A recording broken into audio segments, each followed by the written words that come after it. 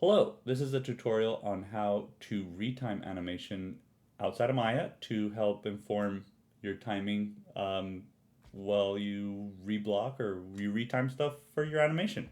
So I'm inside of After Effects here, and this is an awesome shot that Akash is working on, and I gave a little bit of feedback on retiming, and he had some questions on how to do that. So let's take a look. This is his original time. And the animation looks really good. It looks a little bit slow for me personally. And the goal of this is to grab pieces of the animation that feel a little slow and just sort of figure out how many frames we need to compress or shave off to make it feel a little bit punchier so that the animation is a little bit more exciting. The goal of the animations, unless it's strictly the opposite to make a very boring character, should be to push a little bit the boundary of what is exciting and to pick and choose places just to make sure that the viewer is excited. So let's get started here. First thing I'm going to do is I'm going to duplicate this track here. And I'll give it another color just to differentiate it from the rest. And then I'm going to identify places where I think the timing could be a little bit faster. So let's see. This first part here, I feel like could be improved by shaving a few frames. There's a point here where it accelerates, and I think that feels nice. It's here. I wonder if I can...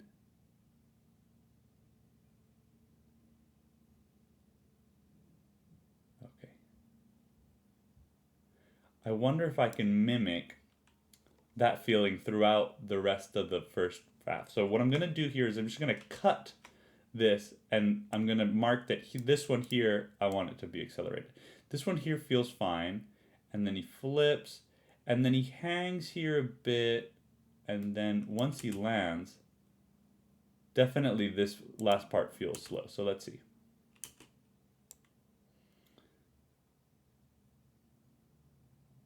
As soon as he lands, it feels slow. So the way I'm going to do this is I'm going to right click here in time. I'm going to go enable time remapping.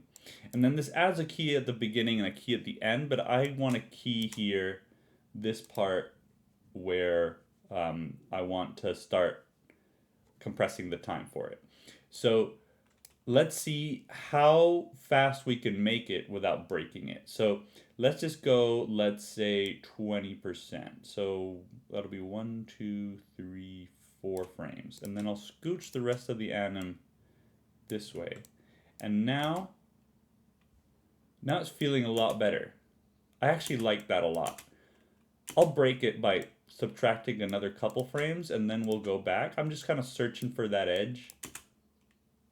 That is a little too fast. So let's give back one. This is feeling good. I'm kind of happy with that.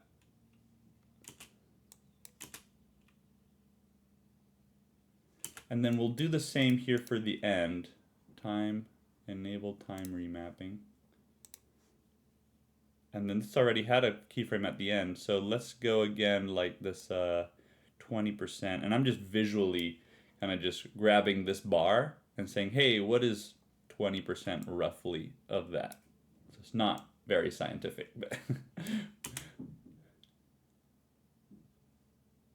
that feels much better to me.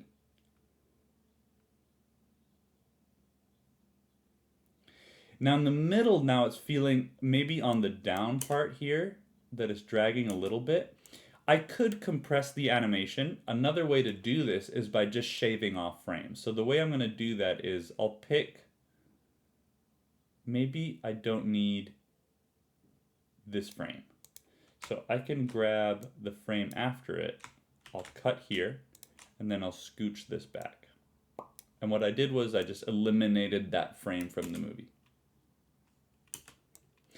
I understand that there's a camera move here, so it's going to look a little jerky because I just eliminated that frame from the camera as well. So I'm going to keep that in mind and ignore the camera and just focus on the character.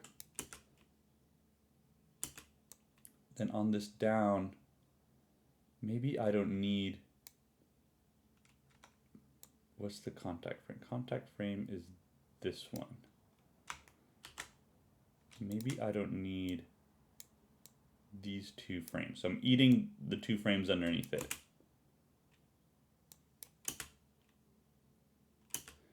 Okay.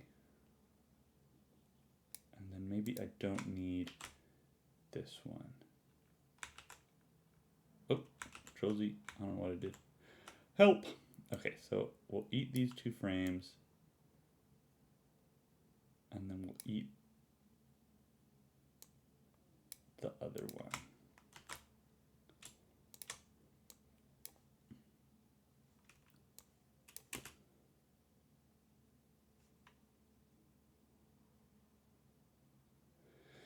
Obviously, there's some polish to be done on the character because I'm just chopping up a video. I can't expect it to be perfect. So there is going to be a little bit of choppiness there on the wobble because I need the frames to be fixed in Maya to follow the curves and the arcs. But timing wise, this feels a lot better. Maybe we went a little too far on this last one. Yeah, that feels a lot better.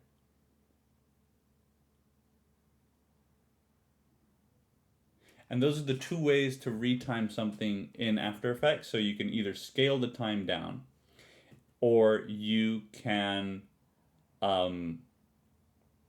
just chop frames off in its entirety. In DaVinci Resolve, it'll be the same thing, except well, we can look at a before and after. So this is the before. Oh wait. This is the before.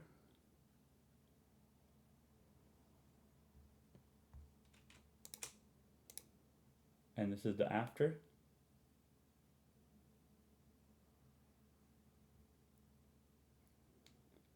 And the same way we can subtract frames, we can add them. So let's just say that we wanted to add a little bit more hang time here. We can grab this, copy that frame. Obviously it's going to stop, but just timing wise, it might look a little better.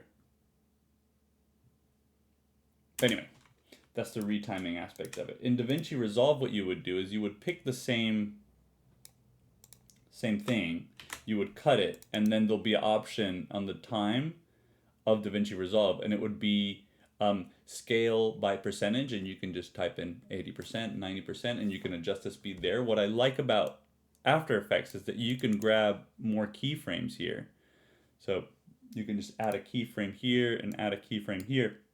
If let's say you wanted this to go into slow motion, you can just do it by doing that. So it'll be like, oh wait, I'm not watching the actual clip.